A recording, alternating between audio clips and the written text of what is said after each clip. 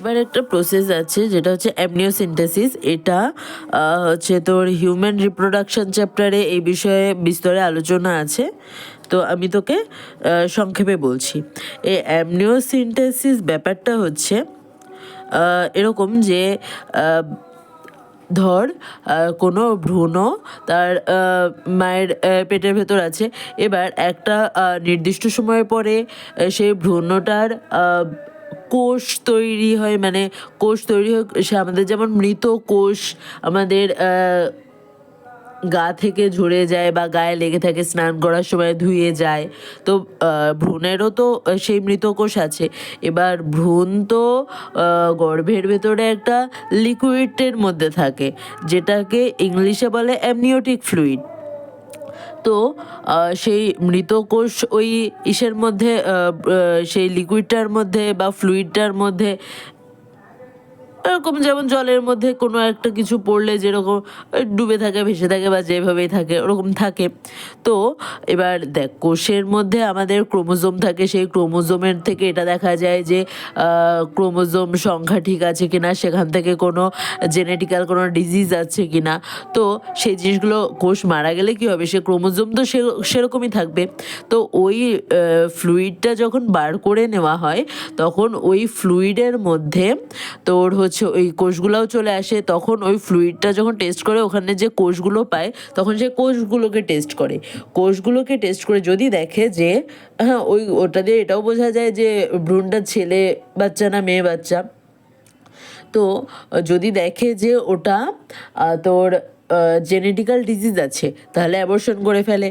কিন্তু যদি কিন্তু এটা ভ্রূণটা ছেলে বাচ্চার না মেয়ে বাচ্চা, এটা ফ্যামিলিকে বলা হয় না। কারণ অনেক সময় বাবা মা মেয়ে বাচ্চা জানতে পারার পরে অ্যাবর্শন করে ফেলে। তো এজন্য এটা কখনো ভ্রূণের, অনেক জায়গায় লেখা থাকবে দেখবি যে ভ্রূণের লিঙ্গ নির্ধারণ করা হয় না, কিন্তু হচ্ছে জিনগত রোগ নির্ণয় করা হয়। তো সেরকমই। তো এটা ওই যে প্রসেসে এগুলো করা হয় সেটার নাম হচ্ছে অ্যামনিওসিনথেসিস। তো এটা কি করে, prenatal detection of amniotic fluid should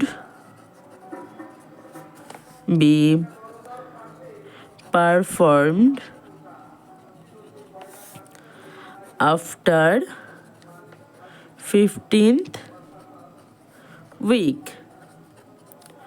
of pregnancy। ওই যে মৃত কোষগুলো ঝরা শুরু হয় এবং ওই অ্যামনিওটিক ফ্লুইডের মধ্যে গুলে যায়, এই জিনিসটা শুরু হয় হচ্ছে 15 সপ্তাহ পার হয়ে যাওয়ার পর থেকে। এবং এটা করা যায় 16তম থেকে 20তম সপ্তাহের মধ্যে। 20তম সপ্তাহ পেরিয়ে গেলে এটা মা এবং বাচ্চা দুজনের জন্যই রিস্কি হয়। তো এটা কবে করতে হবে, বিটুইন 16 থেকে 20তম উইক। আচ্ছা, এখন থেকে না বিটুইনটাকে এরকম লিখবো, এটা শর্ট ফর্মে, ঠিক আছে? নাহলে অনেক টাইম লেগে যায়। স্যার ওটাও লিখে দিই,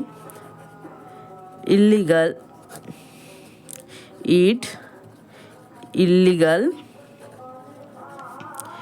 in India for sex determination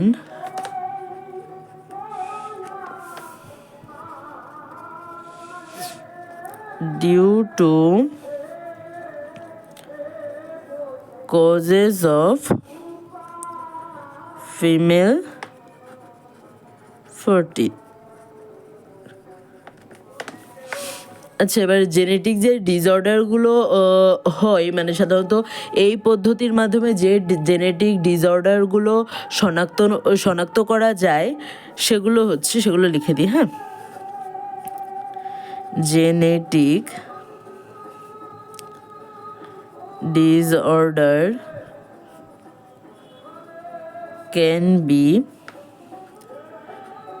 detected. Hemophilia, sickle cell anemia,